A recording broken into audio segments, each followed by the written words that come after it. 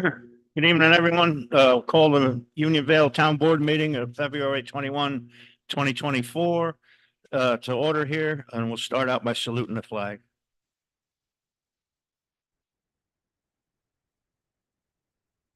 I pledge allegiance to the flag of the United States of America and to the republic which stands one nation, God, indivisible, with liberty and justice for all.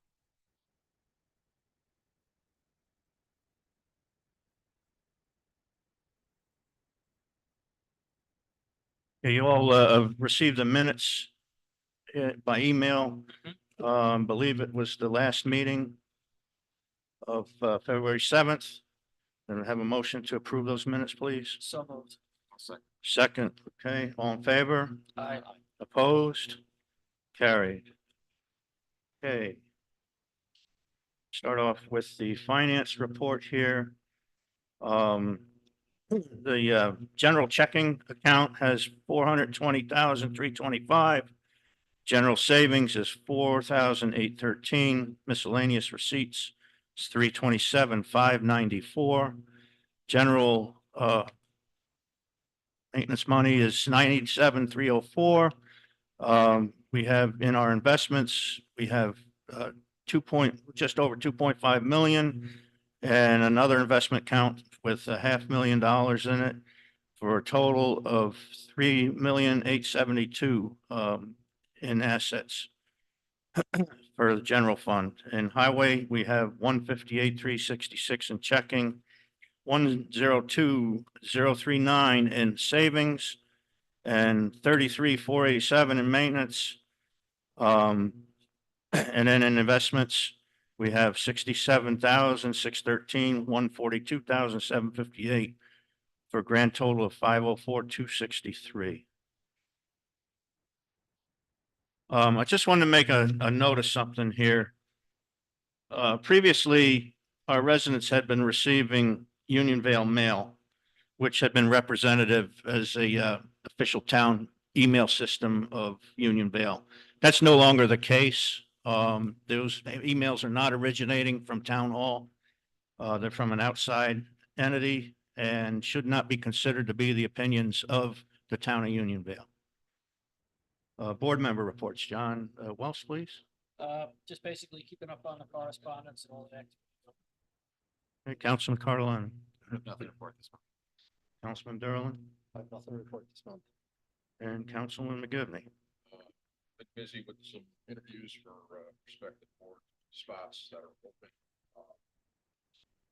Want to say thank you to Ed Crew for past couple snowstorms. You guys did a good job out there. Vincent also and his group. Would also like to remind our residents that your taxes are due February 29th this year.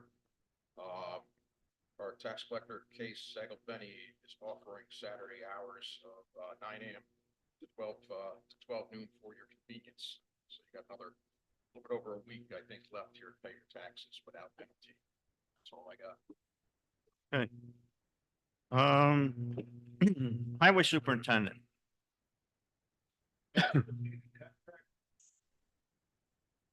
84 forms done on time for March.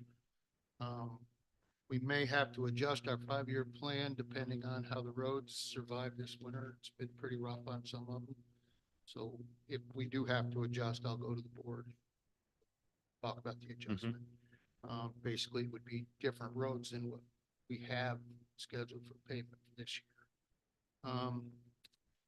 As mentioned by Kevin McGivney, we've been out salting and plowing that and keeping the trucks up and running.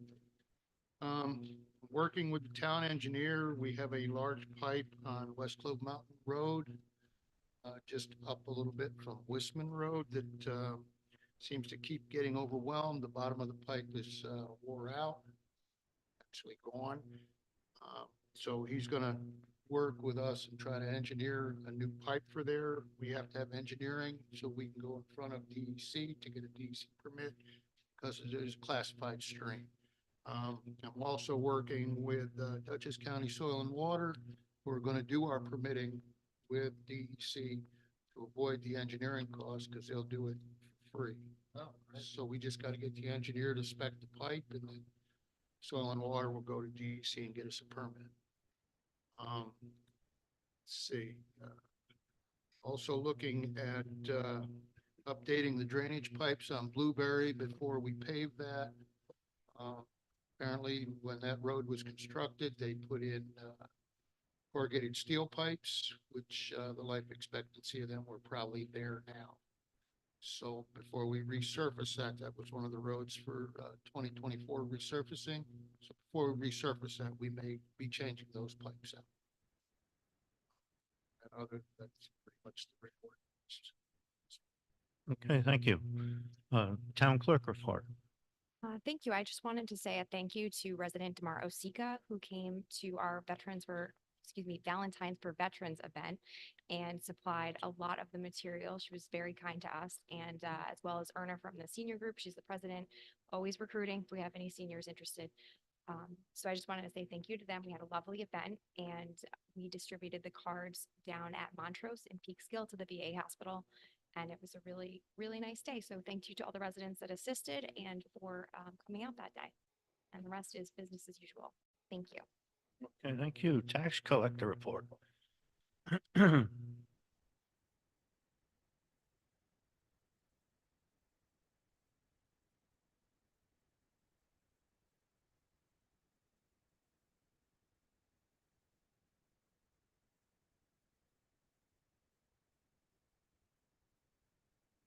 Been a busy month, guys.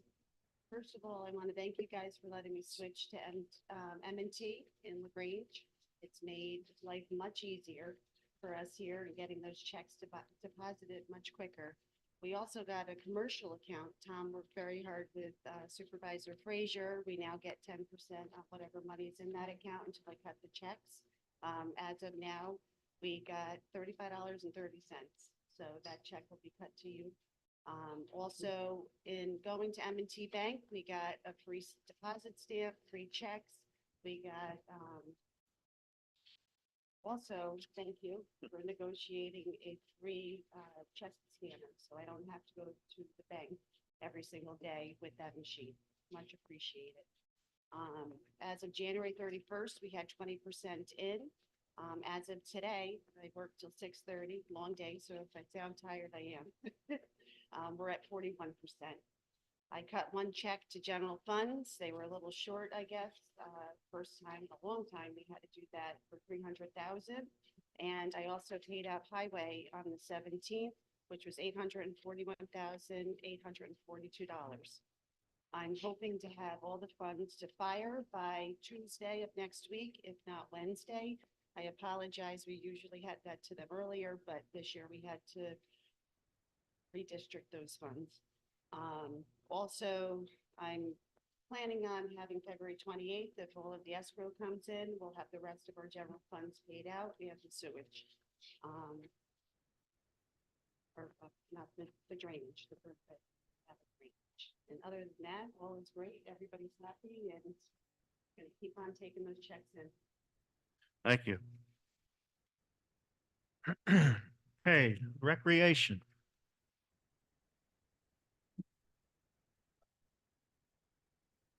So the beginning of this month, our department hosted another successful paint and sip. Family and friends enjoyed an evening of fun and creativity while following step by step with a talented art instructor.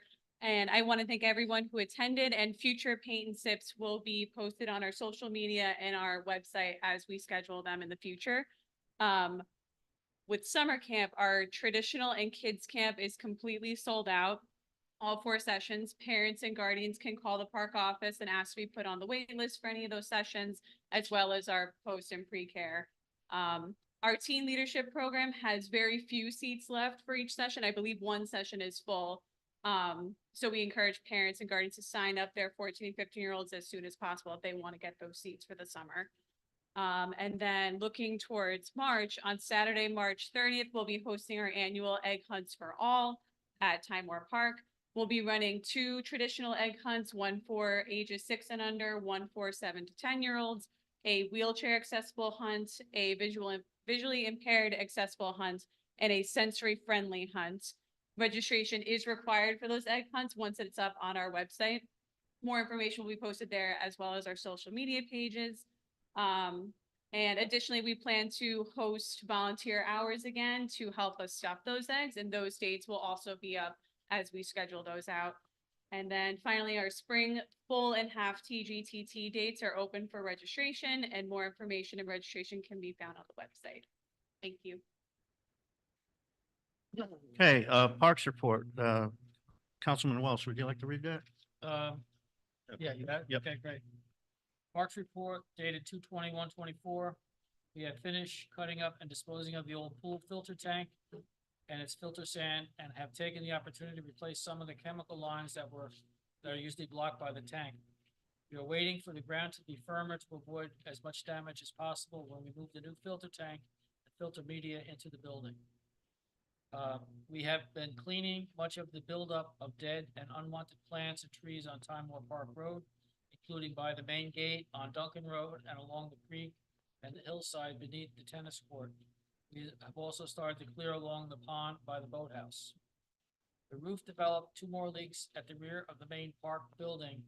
Water leaks into the rooms that were used for our youth programs, including the camp and the TGTT program. We have attempted to patch them temporarily, and because they are so close to the edge of the roof, we cannot put anything under them in the attic to catch the water, so there has been damage to the ceiling, and which has to be repaired once the leaks are fixed.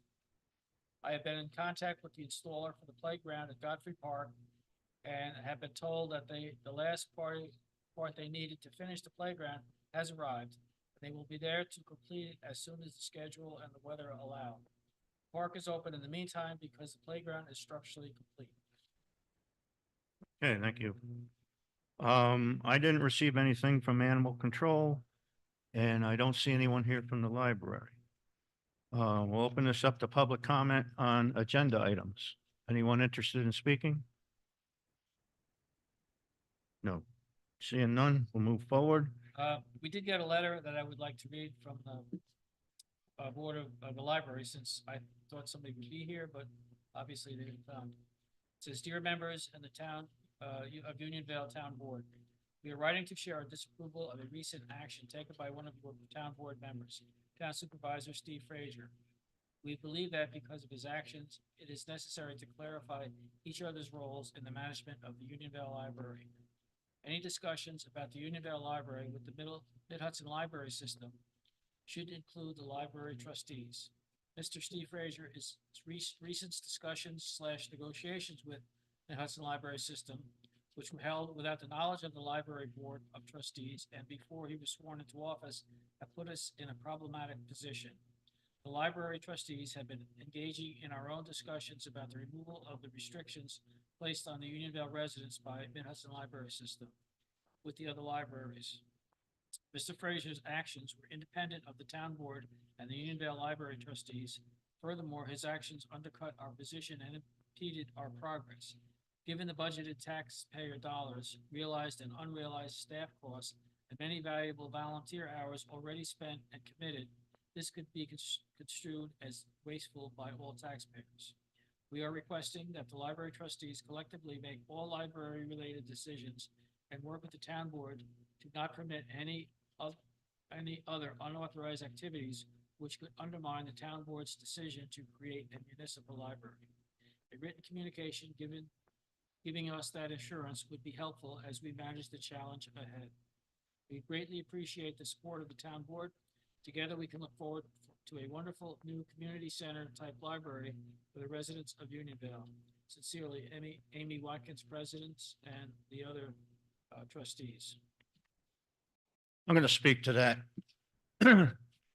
I made it very clear over the past year that I thought our residents deserved to have unrestricted privileges at Mid-Hudson Library System. I took steps to put that into effect. I did meet with Mid-Hudson Library System. It was not on official basis. It was an exploratory meeting to find out what it would take to get us back in there, and they responded. It took them a couple months to respond, and they did recently respond. I attended a Unionville Library Committee meeting with the intent on negotiating with them, but they're not interested in negotiating with me whatsoever. In fact, I was treated very hostilely at that meeting, throughout the meeting. There was nothing accomplished that night. I'm town supervisor. I'm also a resident, and I will continue to seek economical methods for our residents to receive library services here, whether the town board supports me or not, or the library committee. I have no powers here to do anything officially without the majority of the board behind me. So I'm still going to continue to explore our options.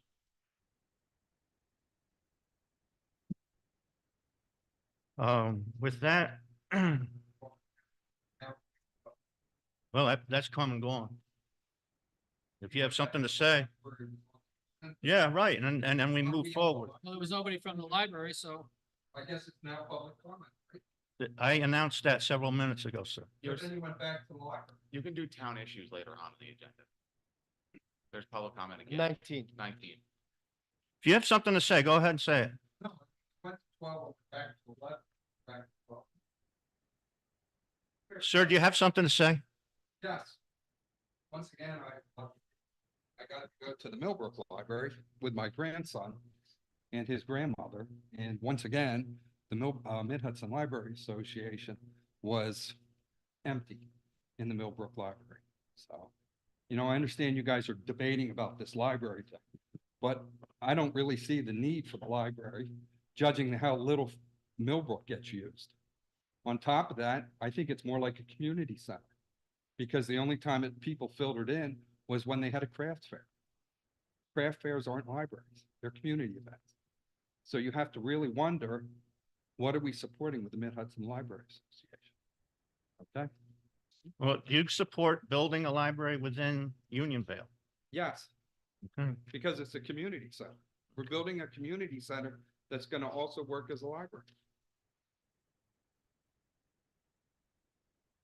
Ed, do you want to speak to us about the excavator, please? So handed all you guys, the board, three proposals for the, possible purchase of a new, mini excavator. yeah, Ours is, quite old. Not wore out, but needs to be replaced. As you can see, they're all comparable machines. Prices, vary.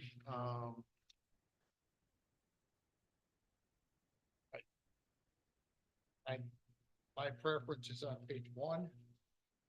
Page 3, I think, is a little overpriced and has way more thrills than we need.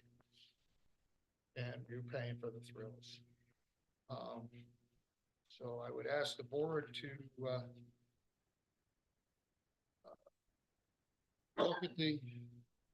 look at the pages, and basically it's up to you guys as to what you want to do. The other part of this is, we do have a backhoe that, we don't use. Parks try to use it, and it's too cumbersome for them.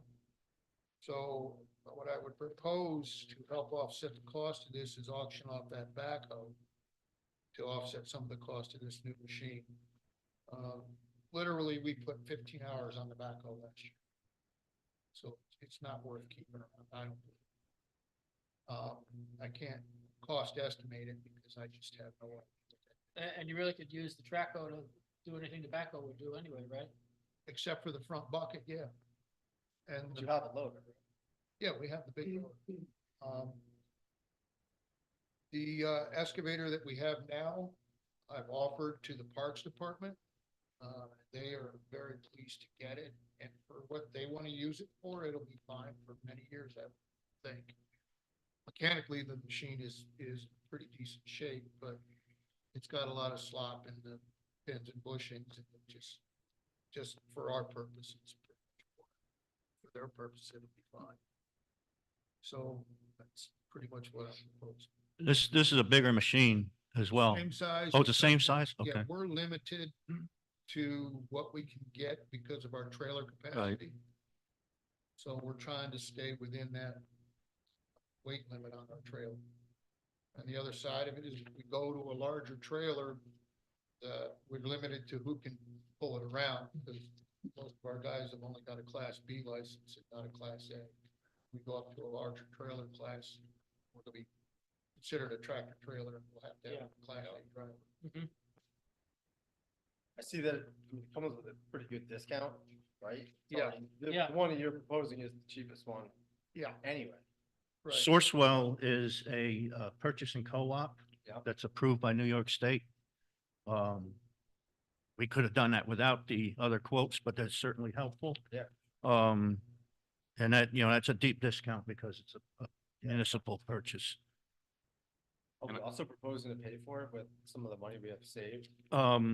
He has That we have put away for equipment? there's 150,000 in his equipment fund. And that would be the line that we would use to pay for it. I got a question. Yeah, it's a 2-year extended warranty on it. Do you know what the standard warranty is? Standard warranty is basically the motor and hydraulic system.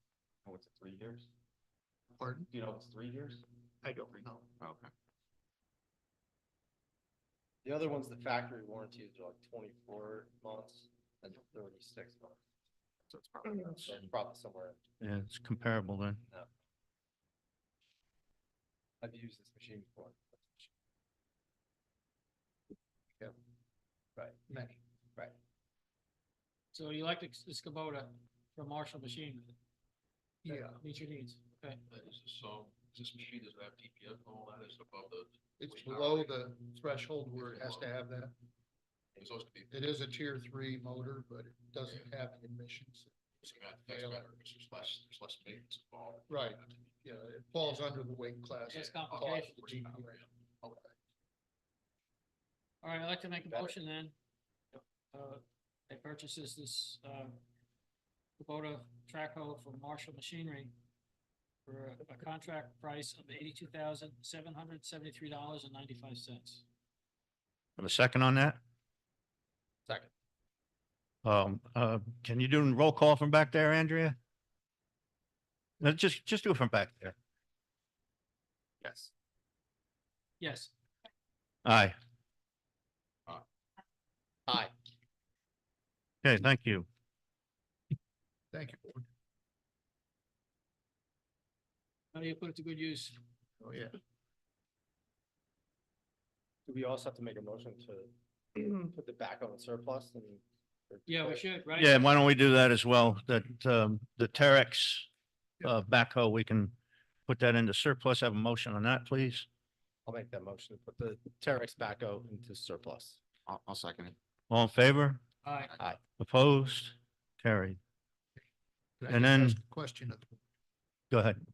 Last year, we had some surplus equipment that we did put up for auction. It didn't meet what I considered the high bid, what it should have brought. Can I put those in the same auction as this now? I would do that as well, yeah, because the more items you have, the more people you attract to your ad. Yeah, Yeah, exactly. Sure, good idea. So we're probably make a motion to that. yeah, well, it's already been approved. Yeah, Okay. it just didn't sell. Yeah. I just wanted to clarify that approval. Sure. Yep. Okay, like I mentioned in the email, prior to me arriving here, that there was a electronic entry system installed. I guess it had been mentioned that half the employees are using the rear entry, and it might be a good idea to put one back there. I asked to have a quote on that, and I thought that's what I had printed for you. $4,600. Yeah, it was about $4,600 to do that, to install a duplicate. Okay, yeah. Oh, yes, yep. Yeah, to do that. I guess the intent of this was to issue entry codes to people that had needed short-term access to the building. And I'm not so sure that would apply to the rear door. It's up to you. If you guys feel we should go that direction, I'm okay with that as well, but based on some of the other things we got in front of us, it might be better to put this off for a little while. And don't we have one on the front door? We do. But did we even use that one? Yes, we issued codes to people, yeah. Do we know if anybody used it though? Well, I don't know whether people are using it or that or their key. I mean, I don't stand out there and monitor. Yeah, because what I was thinking is, We could look at the Move- logbook. yeah, what about moving it? There's be almost as much to do that as it would to buy new. Do you want to wait? Well, it's up to you guys. I mean, if you think feel that's a we, good idea. I Well, think, see how you it know, goes. with these roofs in front of us Yeah. and some other maintenance items. Yeah. I think it might be a better idea to put this off and see where we are later in the year. All right. And that does bring us to the roofs. Um, Salt shed. What about salt shed? oh, yeah, I got my stuff out of order here. My salt shed. Yeah, sorry about that. Then you can go ahead. So, the stage we're at with the salt shed is to get, detailed plans put together so we can put this out to bid. I gave you the estimate for that from our engineer, and he estimates between 16 and 22,000 to come up with that set of plans, and that would then be issued out to put that job out to bid, if and when we get return on the grant. Steve, is there multiple pages to this? Yes, there are, but this is the stage we're at. I think I included the whole thing to you. I sent you the entire bid by email. Okay, yeah. But this is the portion that we're talking about tonight. Got it. The whole job, I think, was like 365,000, somewhere in that area. Is what the estimated cost is from the engineer.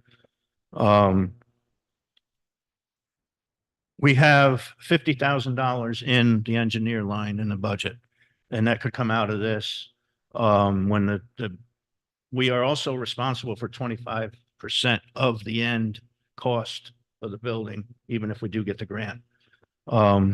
So this was within that amount as well. And it's something that has to get done, and I'd like to get it done so that we're ready to move when the next stage happens. So, I put a resolution together to that effect. If someone would like to read that, do you want to read that? I just got one question. Yes, go ahead. So we're taking it out of the engineering line on the Correct. budget, right? I know it's about, I think there's what, $50,000 Right. in that engineering line. Do we want to take it out of the engineering line in case some engineering other things come up, or do we want to use this, take it out of the general fund? Because if we do get the grant and we do this, the money for that's going to come out of the general fund, isn't it? Anyway. It depends on the timing. And we can always move money into the engineering Yeah. line Okay. from the general fund anytime we need to. So this, I mean, it makes sense to pull it out of the engineer line Yes, for now, yeah. right? Okay, resolution 19/2024 salt shed replacement. Whereas the Unionville Highway Department is located at 844 North Clove Road, LaGrangeville, New York, 12540. Whereas the Unionville Highway Superintendent must maintain an inventory of rock salt, rock ice melting agent for safe roads. Whereas the rock salt inventory is stored in the Unionville Highway Department salt shed. Whereas the salt shed has reached the end of life expectancy. Whereas the highway department, the highway superintendent, town engineer, and town supervisor have determined that the replacement of the salt shed is a better option than repair. Whereas the next step in planning the replacement of the salt shed is to acquire a set of detailed construction plans. Now therefore be it resolved that the town board of the town of Unionville does hereby authorize Renia Engineering Design PLLC to draw detailed construction plans for the replacement of the salt shed and the design previously submitted in conceptual drawings for the amount not to exceed 22,000 to be funded by the Unionville budget line 1440.4. The question of the adoption of the foregoing resolution was duly put to a roll call vote. Andrea? Councilman Portalotti? Yes. Councilman Walsh? Yes. Supervisor Frazier? Aye. Councilman Durham? Hi. Okay, thank you.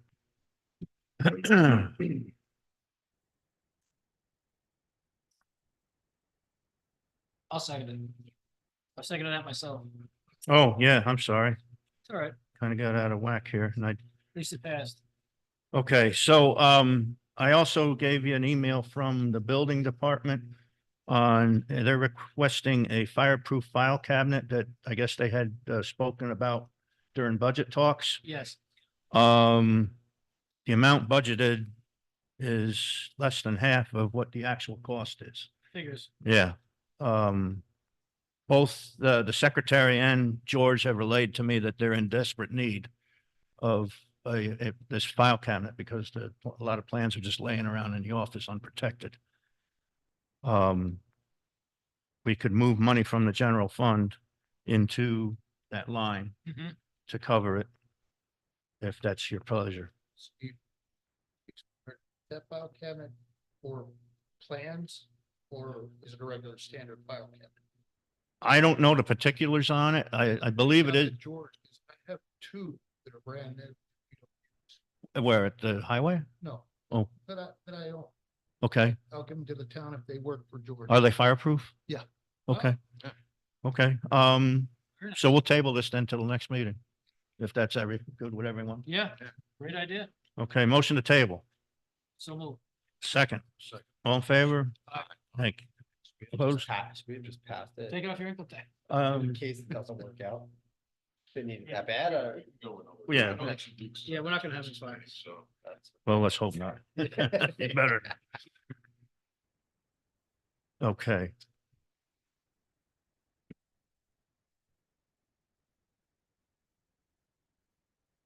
So next. Yeah, I'm just trying to check off what I did here.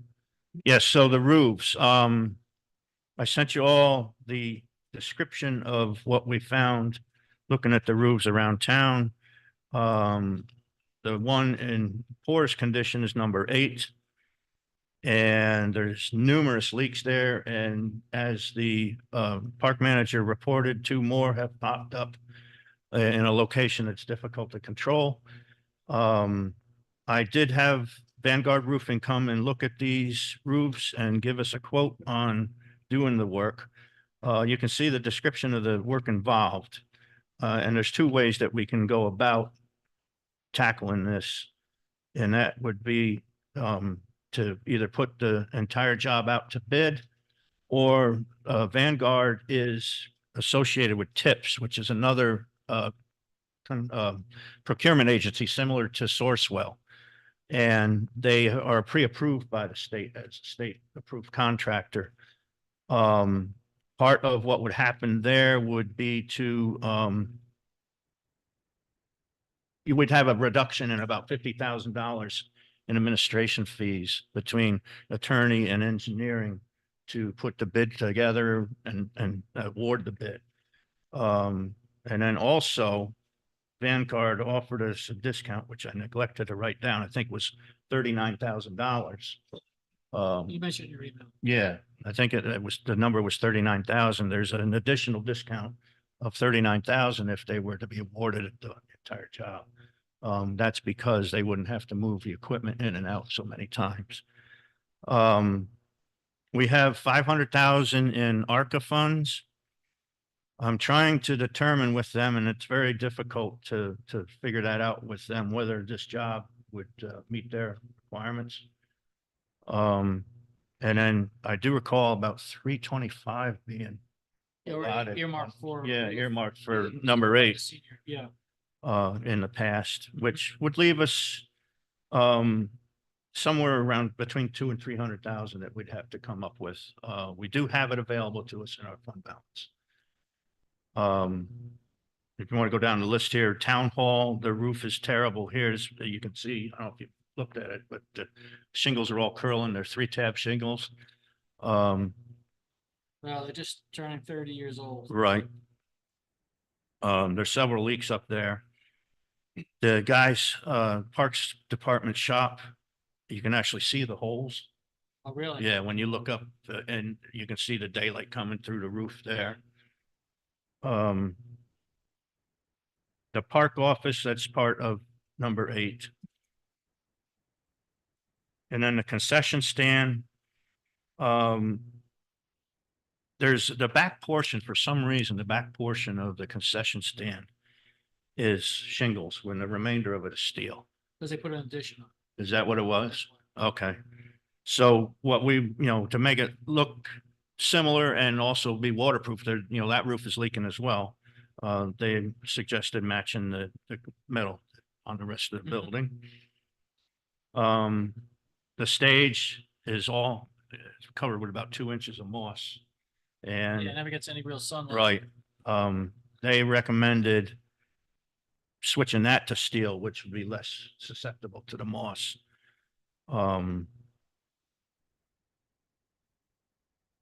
Then number two, we can see that is very close to the end of its lifespan. I don't know, do you know when that was done last or? Let's see, only part of it was done, way back, but it's been a long time. You can see some broken shingles on there, but Yeah. it hasn't gotten to the point that it's leaking yet, but I think it was done in the late eighties. I'd rather, fix it before it starts leaking. It's over 30 years old, I know that. And then highway department, Ed reported me that his repair shop is, the roof is leaking and on that, we noticed that one side is newer than the other. And we haven't been able to determine, I guess there's a story that there was a fire in the building and half the roof was replaced, but none of us can remember back far enough when that fire was. So, I've been here for 30 some years, involved with the town and I don't remember that being the case. I've been in the fire department too, and I can't remember that. I can't remember it either. So it's quite, that roof is well beyond its lifespan.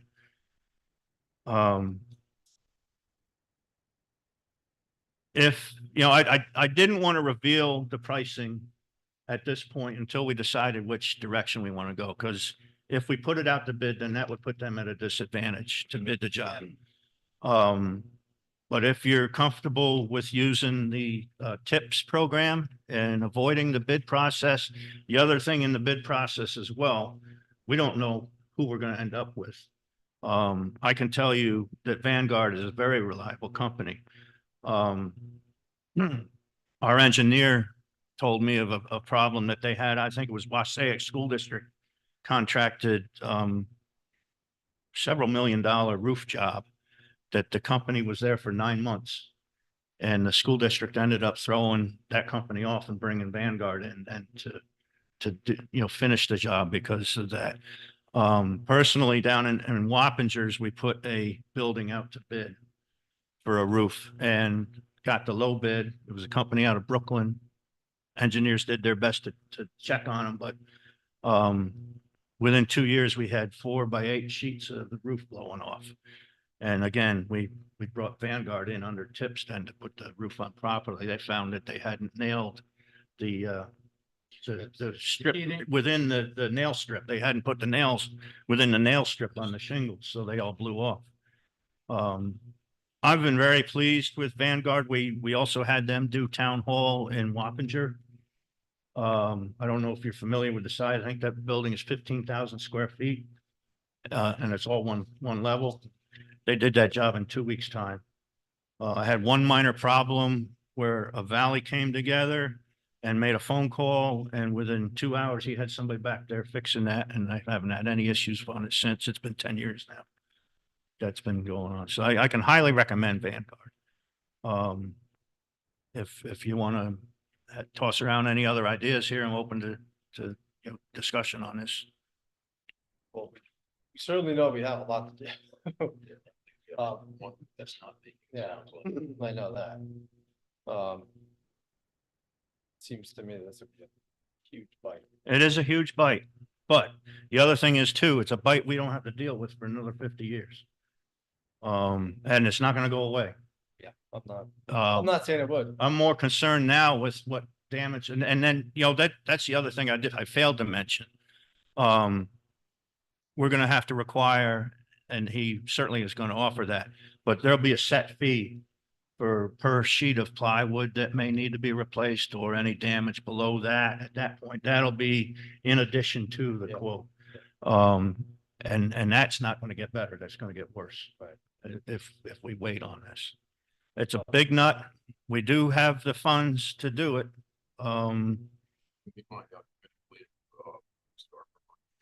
Yeah, I can do that. And just if you give me tonight, I'd like to get an idea what direction you want to go.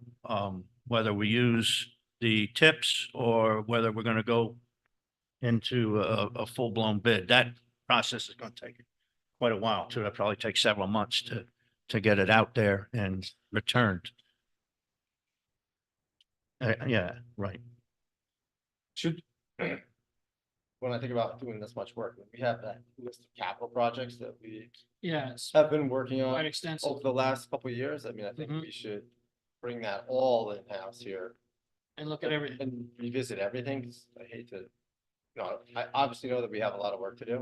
And I know we've already allocated, I think we can use all the money because we already allocated 300 some. Yeah, thousand, some of right? it, yeah. They have been changing the rules periodically. So it depends on what the current set of rules is. And it's very vague on their website on as to what Yeah. is and isn't I thought eligible. that we had checked that out, at least at the time it worked, and Yeah, I know we have to. If they allocate it by the end of this year. you Right. budget inspection. right. Yeah, there was a resolution April 20th, 2022 for the ARPA money to be used to replace the new roof at Time Warner Park Road building.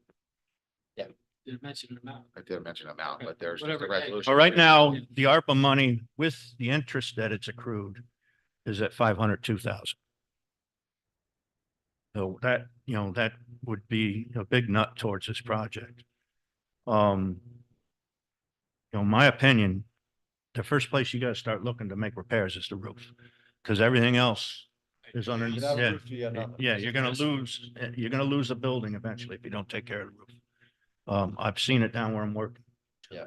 They've got a building there that they neglected and it should be torn down at this point. It's another thing, Right. The only thing I really have to say about this, I mean, I obviously think it's something that we need to look into. It's something that we need to take seriously. I agree with Kevin. We need to look at the capital projects. But if we're going to spend $1 million to probably 1.1 million, we still can use this program even if we go out to bid, right? We could still use tips after the fact, even though we will have the additional engineering cost. But I think that we also have best value if we don't go with the lowest responsible bidder in the bidding process. Yeah. But I think I think we owe it to ourselves and to the residents to see what other options there are out there. If we can get a lower price for this and get the same roof, the same shingles, the same everything, and we can do best value and run the references on somebody else, I think it behooves us to put it out to bid to see where we can get.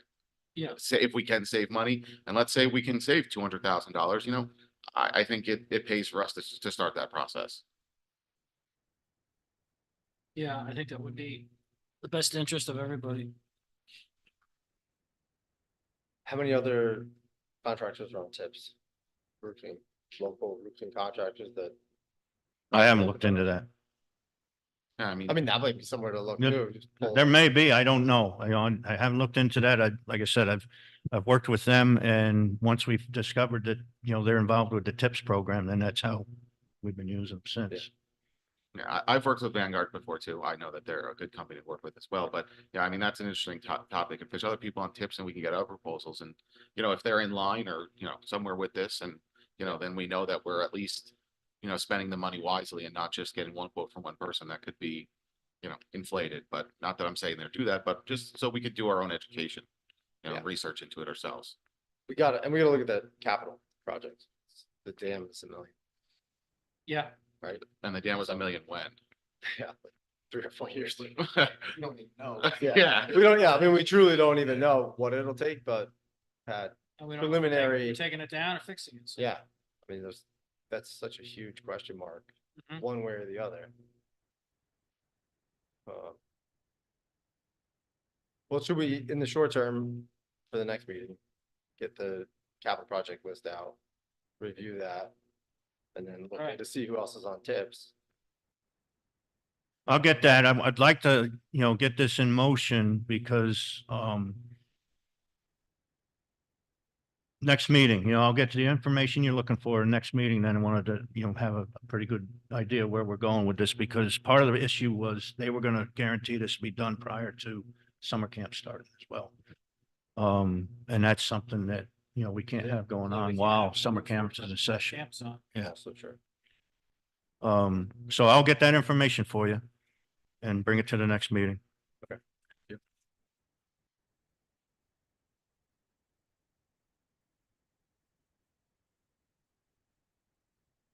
Okay, we're back to the employee handbook.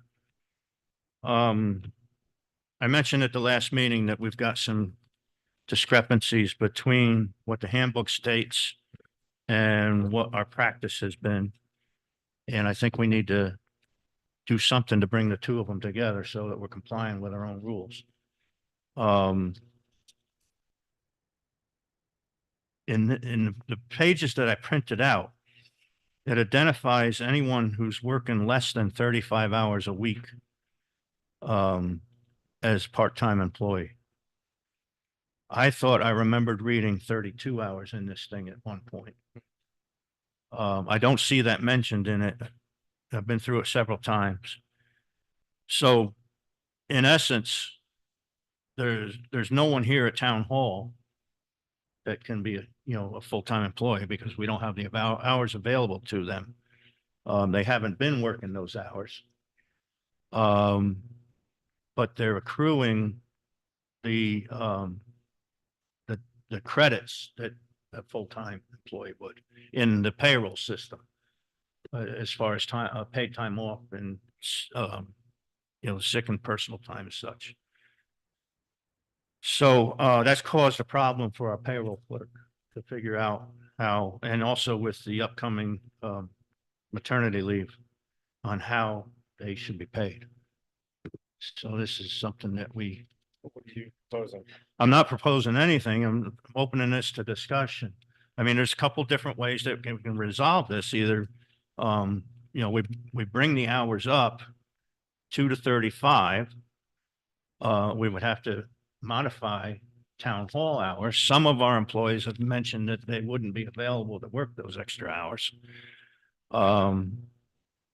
Or we would need to modify the manual to meet the meet what they're actually working.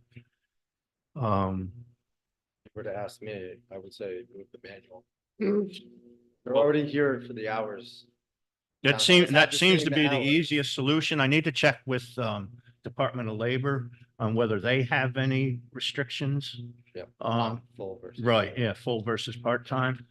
I haven't been able to get in touch with them on that yet, but that was, I mean, that would probably be the easiest solution.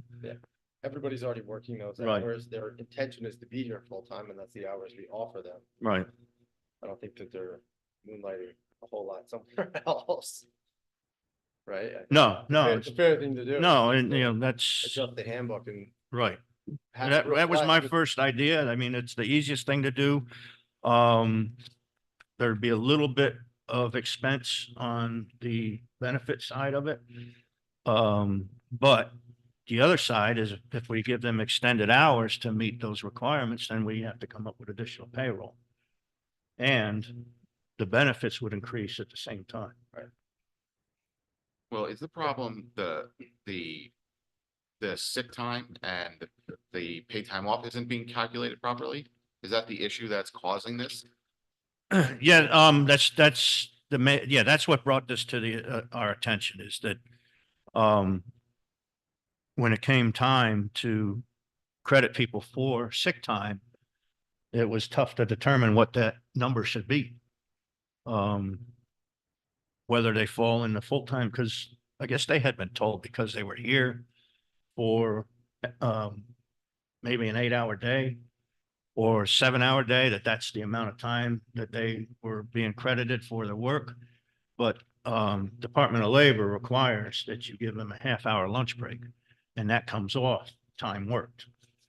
And, it doesn't meet then the required amount. Yeah, because I'm not sure if that's more of a payroll problem than a handbook problem, because in this handbook, it clearly explains how sick time is prorated based on hours and, how many hours per month and all that adds up to do the paid time off. It's on a pro rata basis, 16 hours per cycle, 3.2 hours per month, 22. There's a whole breakdown on it, how that accounts. Right. But so is the payroll company not able to calculate that based on what's on our handbook? And that's what's causing the problems? I haven't been able to get into that end of it with them yet. That is something I've been working on getting to figure out with them. But the part of this too is down there at, even that parental leave amendment that they made is kind of vague. It says hourly employees, this, instead of part-time employees. I think we should probably reword that to state part-time if that was the intention of providing the maternity leave for part-time The employees. maternity leave that's coming up, we passed a resolution, Right. Yeah. Right. but we're just trying to fix the. Well, it doesn't for going match. Forward. Right. I'm trying to get us in compliance with our own policy. Yeah, I'm just making sure. Yeah. Because I mean, down the road, if we get audited, Yep. then this is going to come up as an issue. And that's something we'd like to avoid. Yeah, I mean, obviously getting a handbook in line with what the practices are is important Yeah. to do. Yeah. The only thing that I see an issue with is adjusting the hours for full-time. We adjust them down any less and make, all of town hall full-time employees.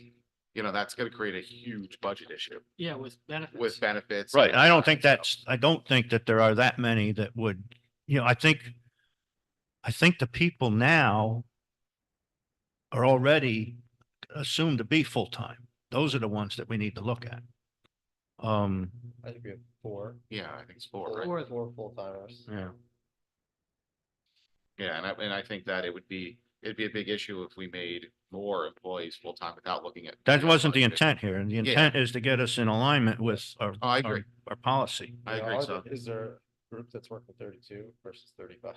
There's people all over the or board, like- because How every many job people is get on board by different. changing the hours? It's not that many. Yeah. I Or mean, that- with the And- employees in town hall, I mean, we could pretty much come up with a chart on basically, there's not that many employees in town hall. First, know how many hours everybody's working to actually get a gauge Right. of what this is affecting. So I think that, that'd probably be a big help is to find out who's working, how many hours they're working and where we're at right now. And then adjust the handbook accordingly to figure out what makes sense with what we've been doing, what payroll's been doing. And what's realistically happening and adjusting this handbook, because like you said, Steve, we need to be in compliance with this handbook in case we ever do get Right. audited. So, yeah, I think that, this is something we definitely need to work on. I will look into, I'll send you by email, a chart on who's working what hours. Chat that. Add about that. No, I think you should get your facts straight. Okay. Chart the hours, yeah.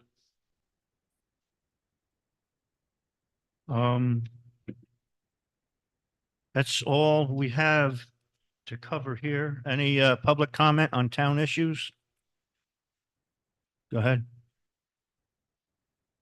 Hey, two things. Ed, nice of you to donate the filing cabinet, but guys, you really have to move to electronic online system. As somebody who actually had to deal with your building department, my architect and I sent drawings back and forth. Then I had to print them out to Georgia's specification. I mean, come on, but it's the 21st century. Get on board. Okay? I had so little confidence in delivering the plans to town hall and worried about them getting lost that I mailed them certified with return receipt so that I didn't hear, we don't know where they are, or are you sure you delivered them? Okay? So you really need to move into the 21st century. That's the first thing. Second thing is, I'm looking at a bunch of people on the town board. I'm willing to bet a bunch of you guys all have kids that are in the local schools. I wonder how many of your children actually go to the library. And that in itself answers your question for how much support we should be giving the Mid-Hudson Library Association. Like I said, electronics for the building plans, Google is our friend. Okay? So that's my comment. Anyone else with public comment? Not sure I want to get into a debate about, if you have a comment, I don't want it targeted at anyone. If you have a comment to make, at the podium, please, and, name and address. Road, Millbrook. Regarding the use of the library, say Millbrook Library, and whether the school children use the library, I do know for a fact that school children actually go as classes to the Millbrook Library. I used to work at Beekman Library, And the library is, if you're there at a particular time, yes, it could very well be empty, but very many other times, the library is bustling. And the libraries wouldn't be supportable. The hours in the libraries wouldn't be supportable if there weren't a number of, the correct number of people using them. I mean, the library pays for itself. So, and people pay for the library, so the library does get used.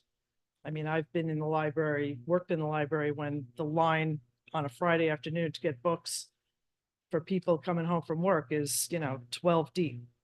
So I don't think you can take an anecdotal experience about how much the library gets used. There's statistics about how much the library gets used. So it is definitely something that can be discovered. Or Thank you. Leah?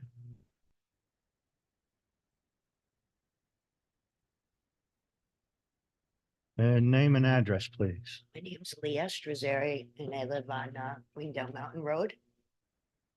I just wanted to say this is my first board meeting and you guys are really impressive. I really have learned a lot here and I wanted to thank you for looking into the library situation. I think part of your job as town supervisor is to know all aspects as to what's going on and be able to guide your board and make good choices for the residents. I do go to libraries. I do have a library card. Do I spend a lot of time there? No, but I do use them. I don't know that I understand why we need another library. We have 2 libraries we can drive to within minutes. So I think I'm not really sure about that, but I really appreciate you looking into all the different options for us. I think you did a good job. That's all I really have to say. Thank you. Any other public comment? My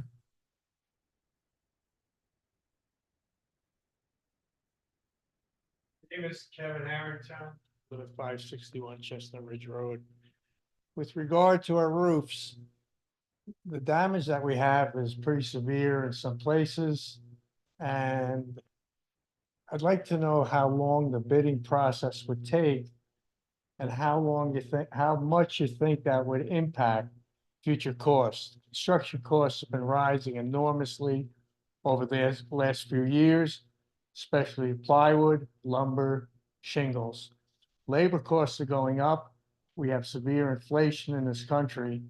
And if we get a bid, if we can get a company signed soon, that will save us nearly $90,000. And the work will be done quickly. We don't run the risk of having more damage to our buildings. And we don't run the risk of having more money spent down the line when we know we have other infrastructure problems at time. Thank you. Thank you. Any other public comment? Have a motion to pay our bills. So moved. Second, Sex. all in favor? Aye. Opposed?